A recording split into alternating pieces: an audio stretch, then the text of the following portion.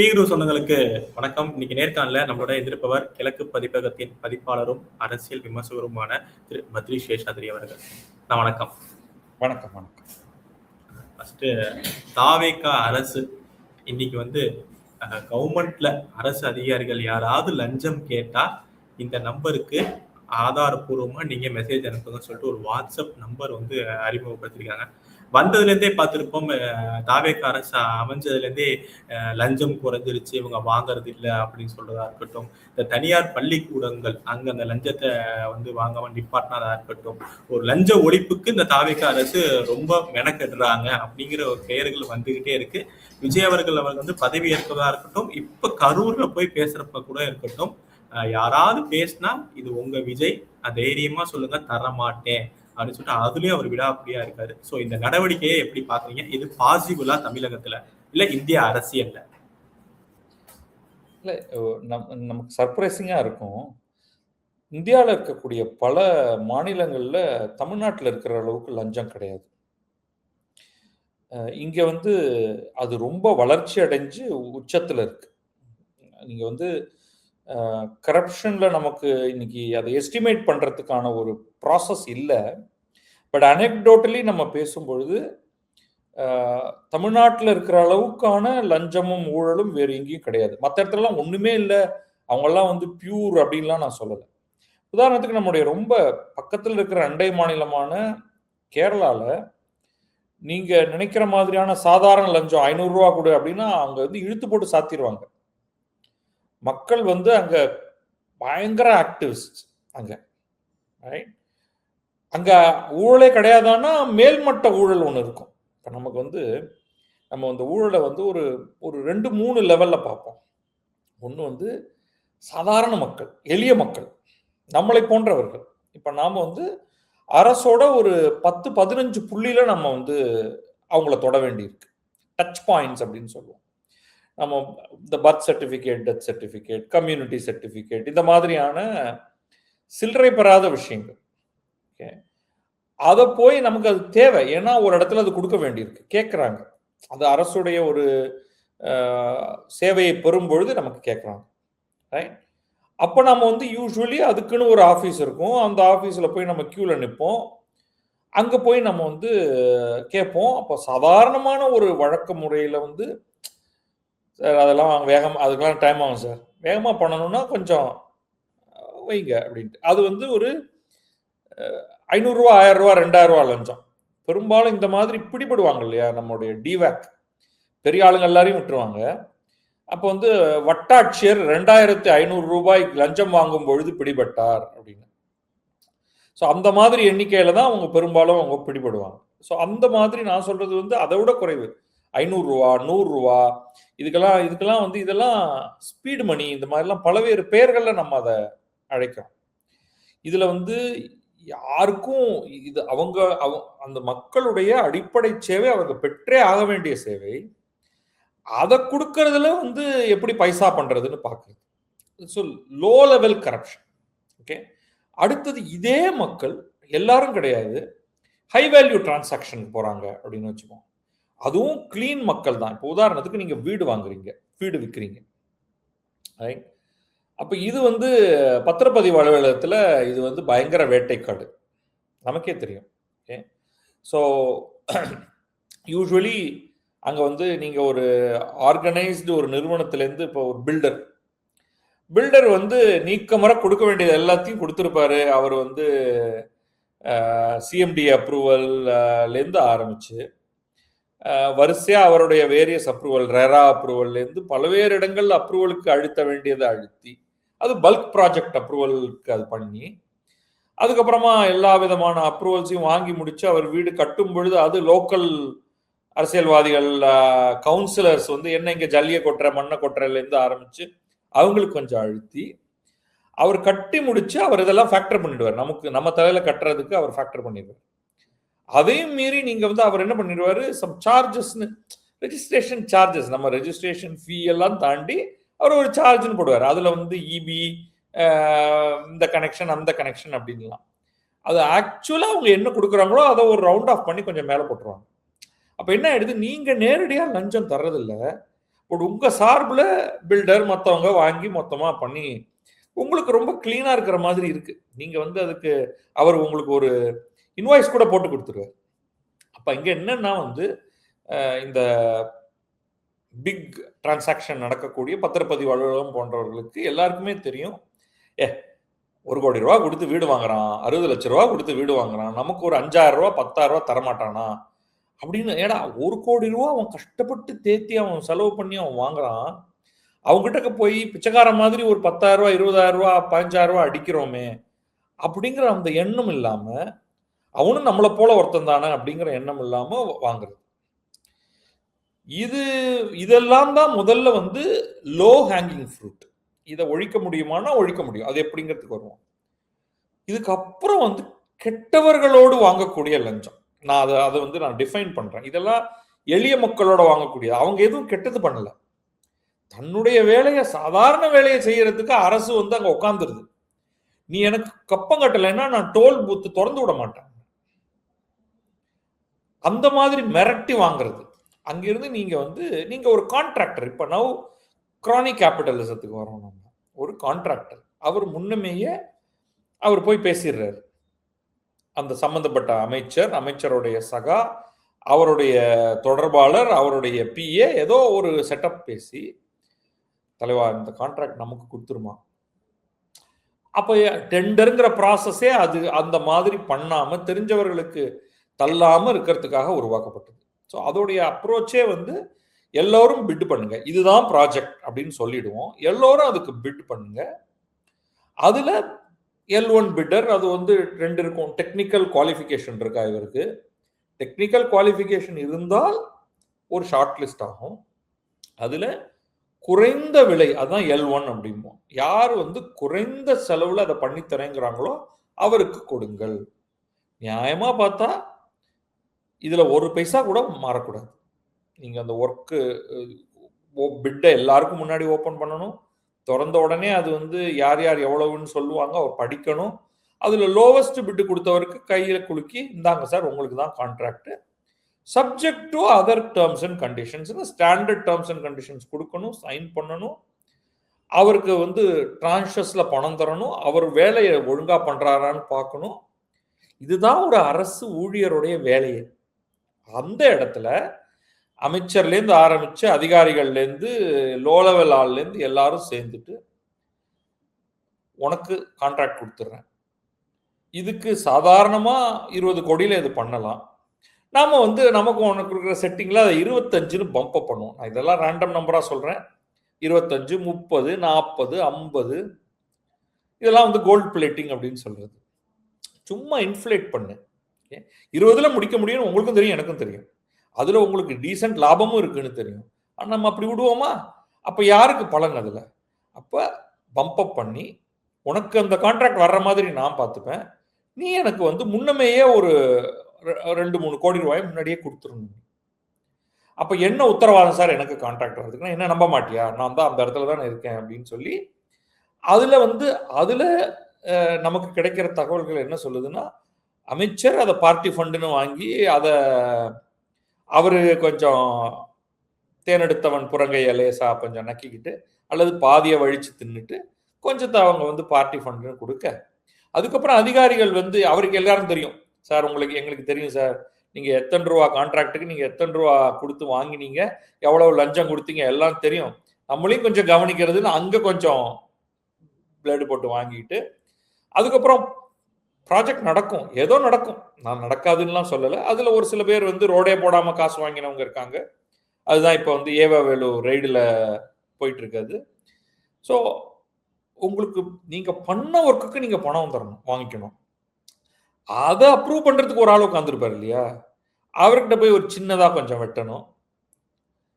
Sir உங்களுக்கு ஒரு check வந்திருக்கு சார், கொஞ்சம் வந்து பாருங்க அப்படின்னு அவரை போய் கிளிக்கு அவரை இழிச்சு அவருக்கு ஏதாவது ஒரு ஸ்வீட் பாக்ஸும் கொஞ்சம் சொருகி கவரும் கொடுக்க, அவர் வந்து அது எல்லாத்தையும் பார்த்துட்டு தாள்லாம் சரியா இருக்கான்ட்டு எடுத்து அடியில் போட்டுட்டு, சார் இந்தாங்க சார் செக் அப்படின்னு யாரோ சைன் பண்ணி நமக்கு வர வேண்டிய பணம். ஆனால் இப்போ எல்லாருமே இதில் கூட்டு களவாணிகள் ஆயிடுறாங்க. நமக்கு இந்த கான்ட்ராக்ட் வேணும்னு கேட்டவர், அவர்கிட்ட இருந்து பணத்தை வாங்கிக்கிட்டு அவருக்கு மட்டுமே போகிற மாதிரி பண்ணவர், இந்த இந்த ஹோல் ப்ராசஸ் இது அடுத்த லெவல் லஞ்சம். இதுல யார் பாதிக்கப்படுறாங்கன்னா, நம்முடைய பணம் 20 கோடியில பண்ண வேண்டிய வேலை 25, 28, 30, 40 ஏதோ ஒரு நம்பர்ல போகுது. அப்படி வாங்கிக்கிட்டவரும் தரமற்ற வேலையை செஞ்சுட்டு யாரும் கேள்வி கேட்க முடியாது. பணம் கொடுத்துருக்கேன்ல, வேலையை பார்த்துட்டு போ அப்படின்னு சொல்லிடலாம். ரொம்ப மோசமா இருந்தா தான் அவங்க வந்து மாட்டுவாங்க. ஸோ அந்த மாதிரி மாட்டினாலும் தப்பிச்சுக்கலாங்கிற ஒரு தைரியம். ஸோ இது ஒரு லெவல். இன்னும் பெரிய லெவல் வந்து top top top top top லெவல்ல அதெல்லாம் வந்து இந்த மாதிரி 2 கோடி 3 கோடிலாம் இல்லை. பண்ணோம்னா 2000 கோடி 20,000 கோடி அந்த மாதிரி என்ன பண்ண முடியும்? சரி, ஒரு நம்முடைய முன்னாள் நிதியமைச்சர் ஒருவர் வெளியில லீக் ஆன ஒரு ஆடியோல டோட்டல் பட்ஜெட் இவ்வளவுங்க, அதுல 10% அடிக்கிறாங்க அப்படின்லாம் சொன்னதாகவும், அது உறுதிப்படுத்தப்பட்டதா இல்லையா, அது யாருக்கு போகிறது எல்லாம் அதெல்லாம் விட்டுருவோம் நம்ம. அப்ப 3 லட்சம் கோடி ரூபாய் பட்ஜெட் இருக்கிற இடத்துல 30,000 கோடி ரூபாய் வரைக்கும் அடிப்பதற்கான வாய்ப்புகளை இந்த அரசுத்துறை ஏற்படுத்தி தருகிறது.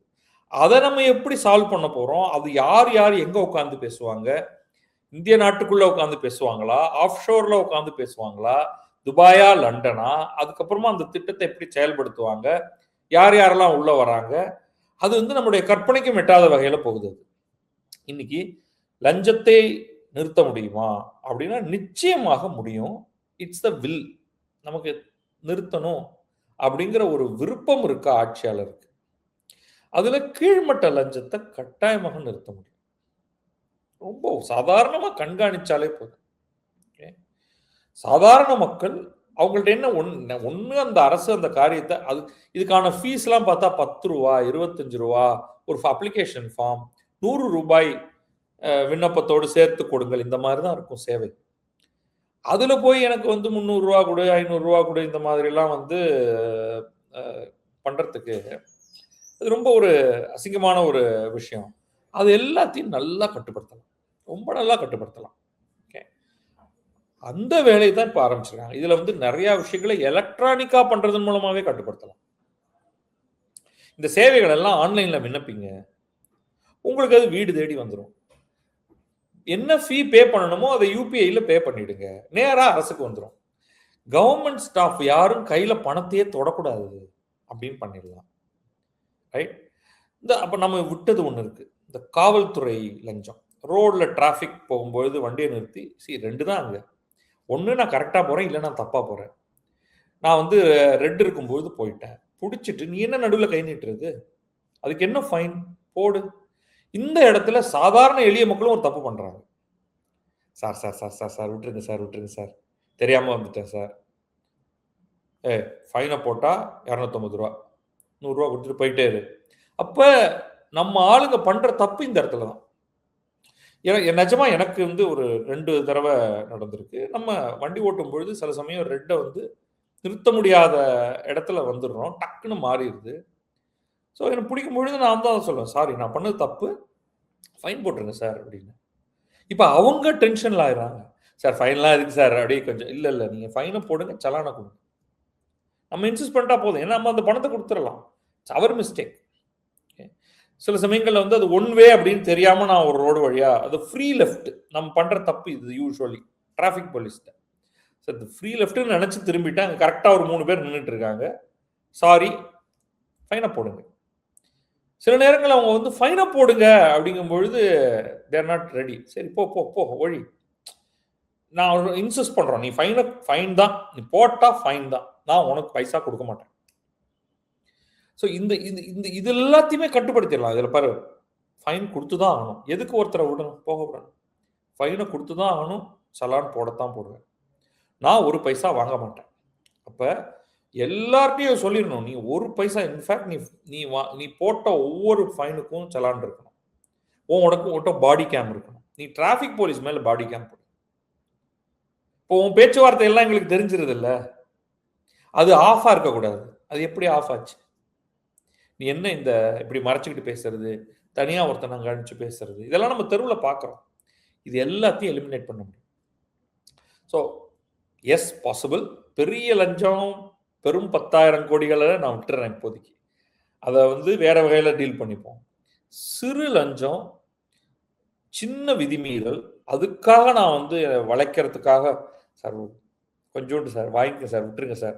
இது வந்து பல இடங்கள்ல சொல்லலாம். ஃபுட் இன்ஸ்பெக்டர், லேபர் இன்ஸ்பெக்டர், யாரெல்லாம் இன்ஸ்பெக்டர்னு பேர் வருதோ, காவல்துறை மட்டும் இல்ல, அவங்க வந்து பார்க்கும்பொழுது நிச்சயமா ஒரு விதிமீறல் இருக்குன்னா அவங்களே நியாயமா என்ன பண்ணணும், விதிமீறல் இருக்கு, உங்களுக்கு வந்து 20 நாள் டைம் தரேன், 40 நாள் டைம் தரேன், ஃபிக்ஸ் பண்ணிடுங்க, திருப்பி இன்ஸ்பெக்ஷனுக்கு வரும். அப்படி இல்லைன்னா ஃபைன் போடுவேன். சிம்பிள். ஆனா ஃபைன் போட்டா என்னன்னா அந்த ஃபைன் வந்து வைல்டா இருக்கும். அது உங்களால கரெக்ட் பண்ணவே முடியாத சிச்சுவேஷனா இருக்கும். அதனால கொஞ்சத்தை தள்ளுறீங்க. தள்ளுறது அப்படியே போயிட்டே இருக்கு. அவங்களும் இதை க்ளோஸ் பண்ண விரும்பல. தொடர்ச்சியா அப்பப்போது வந்து எனக்கு கொஞ்சம் பணம் தேவைப்படும் போதெல்லாம் சில இடத்துக்கு வந்து இந்த விதிமீறலை வந்து அந்த நிமிஷத்துல விதிக்குள்ள வர்ற மாதிரி ஆக்கி தெருவோர கடைகள்கிட்ட காசு வாங்குறது, இந்த மாதிரி பல பல பல இதெல்லாத்தையும் வந்து கிராக் டவுன் பண்ணணும். மக்களும் வந்து ஒரு நாங்க விதிகளுக்குள்ள உட்பட்டு நடந்துக்கிறோம், விதியை மீற மாட்டோம், விதியை மீறது கண்டுபிடிக்கப்பட்டால் நாங்கள் அதற்கான நியாயமான ஃபைனை கொடுப்போம். ஸோ இதெல்லாம் வந்து சால்வ் பண்ணக்கூடியது. மிகப்பெரிய பணம் இருக்கும் பொழுது அதுல வந்து பல பிரச்சனைகள் வரும். அதை நம்ம தனியா பேசுவோம். இல்ல அதுலதான் இப்ப ஒரு பிரச்சனை வந்திருக்கு. என்னன்னா இவ்வளவு நாள் IPS அருண் அவர்களை வந்து நியமிக்கிறப்பயே வந்து ஒரு சர்ச்சை வெடிச்சிச்சு. அவரை தான் ஃபர்ஸ்ட் எதிர்த்தாங்க, திமுக நபர் அப்படின்னு சொன்னாங்க. ஆனா இவங்க அவரையே வந்து நியமனம் பண்ணியிருக்காங்க. அது எதுனா லஞ்ச ஒழிப்புல, DVACல அப்படின்னு சொல்லிட்டு. இப்ப 45 நாளைக்கு அப்புறம் திடீர்னு அருண் அவர்கள் வந்து டிரான்ஸ்பர் ஆயிட்டாரு, அதுல இருந்து மாற்றப்பட்டிருக்காரு. என்ன காரணம்? இல்ல எனக்கு இப்ப வந்து இதுல காரணம் ஸ்பெகுலேட் பண்றவங்க நிறைய பேர் இருக்காங்க. பொதுவாக நான் வந்து இந்த மாதிரி ஸ்பெகுலேஷன்ல ஈடுபடுறது இல்லை. அது வந்து சரியானது அல்ல அப்படிங்கிறது என் கருத்து. இவரே லஞ்ச ஊழல் குற்றச்சாட்டில் இருப்பவரா, அதுவும் நிறைய பேர் எழுதுறாங்க. இவர் இவ்வளவு சேர்த்துட்டாரு, அவ்வளவு, அதுவும் நான் வந்து இக்னோர் பண்ணிடுவேன். ஏன்னா எவிடன்ஸ் இல்லை. ஒரு லா என்ஃபோர்ஸ்மெண்ட் ஏஜென்சி குற்றச்சாட்டை வைக்கும் வரை we should stay away from it. உண்மை இருக்கா இல்லையா நம்ம போய் பார்த்துட்டு இருக்க முடியுமா? ஸோ இந்த தேவையற்ற அவதூறுகளுக்குள்ள நான் போக போறதில்லை. ஆனால் the whole process ridiculous. ஏன்னு சொல்றேன், இவர் அருண் IPS வந்து அவர் மீது யாரும் லஞ்ச ஊழல் குற்றச்சாட்டை வெளிப்படையாக ஒரு புகாராக யாரும் கொடுக்கல. மொட்டை கடுதாசியா கூட யாரும் கொடுத்த மாதிரி தெரியல நமக்கு. ஆனா அவரை வந்து கோர்ட்டே 2-3 தடவை சென்ஷர் பண்ணியிருக்கு. ஒரு நீதிமன்றம், சென்னை உயர் நீதிமன்றம், லஞ்ச ஊழலுக்காக அல்ல, மற்ற விஷயங்களுக்காக. ஸோ அவங்க வந்து ரொம்ப தெளிவாக இவர் இந்த பதவிக்கு தகுதியானவரா அப்படிங்கிற ஒரு கேள்வியை வைக்குது. இந்த கூண்டாஸ் ஆக்ட போட்டது தொடர்பாக சில கேள்விகளை அவங்க முன்வைக்கிறாங்க. இவர் வந்து காத்திருப்பு பட்டியலில் இருந்து இவரை தாவேக்காவே தேர்தல் ஆணையம் உள்ள வர்றதுக்கு முன்னாடி தேர்தல் ஆணையத்துக்கிட்ட போய் இவங்க கம்ப்ளைண்ட் பண்ணாங்க, இவரை முதல்ல தூக்குங்க சென்னையிலேருந்து, இவர் வந்து ஒரு கட்சிக்கு சாதகமாக நடந்து கொள்கிறார், எங்க கட்சிக்கு எதிராக நடந்து கொள்கிறார் அப்படின்னு சொன்னாங்க. அதுக்கப்புறம் தேர்தல் ஆணையம் வந்து ஒரு சில ஆபீசர்ஸை மாத்தினதுக்கு பிறகுதான் இவரை மாத்துறாங்க. இவரை ஃபர்ஸ்ட் சேஞ்ச் இல்லை. ஒரு கட்டத்தில் இவரை மாத்தி அவங்க வந்து ஸ்ட்ரெயிட்டா அவங்க வந்து ஒரு ஆர்டரே போடுறாங்க, இவரை தேர்தல் பணி எதிலும் நியமிக்க கூடாது, எங்கேயோ போடுங்க தூக்கி, ஆனா தேர்தல் பணியில் நியமிக்க கூடாதுன்னு. ஒரு ஆளுக்கு இதை விட அவமானம் வேற என்ன வேணும் ஒரு ஆபீசருக்கு? அதுக்கு பிறகு இதெல்லாம் நடந்ததுக்கு பிறகு அவர் காத்திருப்பு பட்டியலில் வைக்கப்பட்டு அவருக்கு ஒரு இன்கான்சிக்வென்ஷியல் போஸ்ட்டை கொடுத்து அதுக்கப்புறமா ஒரேடியா தூக்கி டிவேக்கோட தலைவரா போடுறாங்க. இப்ப இதெல்லாம் நமக்கு வந்து என்னடா லாபிங், நமக்கு வெறுப்பை ஏற்படுத்துது. ஒருத்தன் எய்தர் அவன் நல்ல மனுஷன் இல்லாட்டி கெட்ட மனுஷன். இப்ப நேத்திக்கு கெட்டவனா இருந்தவன் இன்னைக்கு நல்லவனா ஆனா திடீர்னு ஆயிட்டானா அப்படிங்கிற ஒரு கேள்வி நம்ம கேட்கறோம். அங்கிருந்து நகர்ந்து என்ன ஆகுது, இன்னொரு கேஸ் போகுது கோர்ட்டுக்கு. லஞ்ச ஒழிப்புத்துறையை சேர்ந்த ஒரு இன்ஸ்பெக்டர் அம்மா, அவங்க பாலியல் தொழில் தடுப்பு பிரிவு இன்ஸ்பெக்டர் அம்மா ஒருத்தங்க மேல ஒரு கேஸ் போடுறாங்க. லஞ்ச ஒழிப்புத்துறையோடைய ஜாபே அதுதான். எல்லா மற்ற போலீஸ் துறைகளையும் சேர்த்து அவங்க வந்து அங்க தவறு நடக்காம பாத்துக்க. இப்ப அருண் உடனே வந்து அந்த லஞ்ச ஒழிப்புத்துறை இன்ஸ்பெக்டர் வந்து தூக்குறாரு, பணி இடைநீக்கம் பண்றாரு. அவங்க வந்து ஹைகோர்ட்டுக்கு போறாங்க. என்ன பணியிடை நீக்கம் செய்தது வந்து சரியல்ல, உள்நோக்கம் கொண்டது அப்படின்ட்டு அவங்க கேஸ் போடுறாங்க. கோர்ட் ஒத்துக்குது. ஆல் திஸ் இது இப்ப கடந்த 20 நாளைக்குள்ள நடந்த விஷயம் அது. ஒத்துக்கிட்டு அந்த பணி இடைநீக்கத்தை நிறுத்தி வச்சுட்டு, நிறுத்தி வைக்கிறதுங்கிறது யூசுவலா நடக்கிறது. அதுக்கு மேல அவங்க சொல்றாங்க, டைரக்டர் அருண் ஐபிஎஸ் செய்தது உள்நோக்கம் கொண்டது அப்படின்னு சொல்றாங்க. அப்ப ஒரு ஆபீசரை கண்டினியூஸா வெவ்வேறு கோர்ட் அமர்வுகள், நீதிபதிகள் அவரை கொஸ்டின் பண்றாங்க, அவருடைய ஜட்ஜ்மெண்ட்டை கொஸ்டின் பண்றாங்க. அப்ப அப்படிப்பட்டவரை நீங்க வந்து ஒரு சென்சிட்டிவான போஸ்ட்ல உட்கார வச்சது முதல்ல உங்க தப்பு. இது வந்து நிச்சயமாக விஜய் மீது ஒரு கரும்புள்ளி தான். அவர் நீங்க இவ்வளவு நல்லவராக நீங்க நடந்து கொள்ளணும்னு விரும்பும் பொழுது, யாராவது வந்து லஞ்சம் வாங்கினா என் பேரை சொல்லு, இது விஜயோடைய ஆட்சின்னு சொல்லு, எங்க அண்ணன் விஜயோட, என் தம்பி விஜயோட, என் புள்ள விஜயோட அப்படின்லாம் வந்து சினிமா வசனம் பேசுபவர் அப்பாயின்மெண்ட்ல எவ்வளவு கவனமா நடந்துக்கணும். நமக்கு நம்பிக்கை வரணும் இல்லையா? ரைட். அவர் வந்து என்ன பண்றாரு, என்ன பண்ணல, என்ன குற்றச்சாட்டு இருக்குங்கிறதுக்குள்ளேயே போகல. நான் purely going by court, high கோர்ட்டோடைய அப்சர்வேஷன்.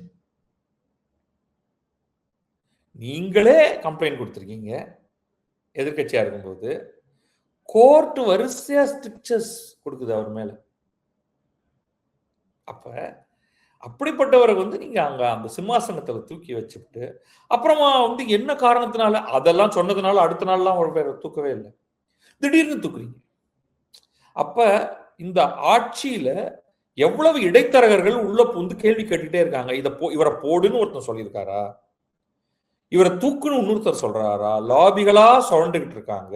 நீங்க சொல்றீங்க என்ன விட்டா பவர் சென்டர் யாரும் இல்லை அப்படின்னு பேசுறது. இங்க வந்து மல்டிபிள் பவர் சென்டர்லாம் கிடையாது, நான் ஒருத்தன் தான் பவர் சென்டர். அப்ப ஏன் இப்படி ஆகுது? இந்த டிபார்ட்மெண்ட் உங்க கீழே வருது, ஹோம், போலீஸ் உங்க கீழே வருது, முதலமைச்சர் கீழே வருது. What are you doing? இந்த கேள்வி கேட்கத்தானே கேட்போம். Random transfers. இவர் யார், எங்க ஐஏஎஸ் டிரான்ஸ்ஃபர் கண்ணாபின்னா நடக்குது, ஐபிஎஸ் டிரான்ஸ்ஃபர் இஷ்டத்துக்கு நடக்குது. அது ஒரு சேர அவங்களால உட்காந்து யோசிச்சு பிளான் போட்டு ஓகேப்பா இதான் பண்ண போறோம், அடுத்த 3 வருஷத்துக்கு எந்த மாற்றமும் இருக்க போதில்லை, யார் யார் எப்படி இயங்கணும். அப்புறம் அவங்க எல்லாரோடையும் கூட்டு பேசுனீங்க இல்லையா? ஐஏஎஸ் பேசுனீங்க, ஐபிஎஸ் பேசுனீங்க, எல்லார்ட்டையும் உட்காந்து பேசுனீங்க, ஃபாரஸ்ட் அபிஷியல்ஸ் பேசுனீங்க. என்ன சொல்லியிருக்கணும்? உங்களுக்கு ஒரு பொறுப்பை தருகிறோம், அந்த பொறுப்பை நீங்கள் எந்த விதத்திலும் தவறாக பயன்படுத்தக்கூடாது. அப்படி தவறாக பயன்படுத்துவதாக தெரிந்தால் டிரான்ஸ்ஃபர்லாம் கிடையாது, காத்திருப்பு பட்டியல் தான். சஸ்பெண்ட் பண்ணணும்னா எனக்கு இன்னும் much higher level of evidence வேணும், டிஸ்மிசலுக்கு அதை விட அதிகமாக வேணும், கையும் களவுமா பிடிக்கணும் எட்ஸெட்ரா, ஒரு டிபார்ட்மெண்டல் என்கொயரி வேணும். அதெல்லாம் வராத பட்சத்தில் நான் வந்து முதல்ல ஒன்று காத்திருப்பு பட்டியல், உனக்கு வேலை கொடுக்க மாட்டேன், அல்லது ஒரு லொட்டையான ஒரு வேலை ஒன்று தருவேன் அப்படின்னு சொல்லிட்டு போயிட்டே இருக்கலாமே. ஸோ இதுதான் வந்து ஒரு கீ அண்ட் சென்சிட்டிவ் போஸ்ட்டுக்கு நம்பிக்கை தரக்கூடிய சிறப்பான அலுவலர்களை போட வேண்டும். அங்கெல்லாம் லாபிங் ஏற்றுக்கொள்ளப்படக்கூடாது. அவர்களுக்கு தெளிவான வழிமுறை கொடுக்கப்பட்டு, இங்க பாருப்பா, உண்மையிலேயே லஞ்சலாவண்யம் இல்லாத அரசை நான் உருவாக்க முனைகிறேன், அது உங்கள் கையில் தான் இருக்கிறதுன்னு சொல்லணும். அப்படியெல்லாம் நடக்கிற மாதிரி தெரியல, அன்பார்ச்சுனேட்லி.